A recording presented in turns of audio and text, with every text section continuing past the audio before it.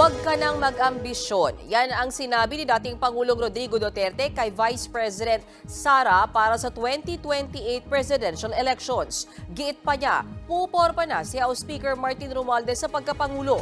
Nasa frontline ng balitang yan si Marian Enriquez.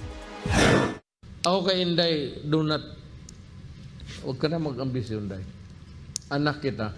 Ibigay mo na yung bayan sa kanila. And let us see what will happen to this country. Ito ang payo ni dating Pangulong Rodrigo Duterte sa anak niyang si Vice President Sara Duterte sa kanyang programa sa SMNI. Iginiit ng dating Pangulo na hindi na dapat tumakbo sa pagkapresidente si Inday Sara sa 2028. Sapat na raw na naging pangalawang Pangulo ang kanyang anak. Pasalamat na kami sa Diyos, Pastor. Na binigyan si Inday ng Vice Presidency, ako na President.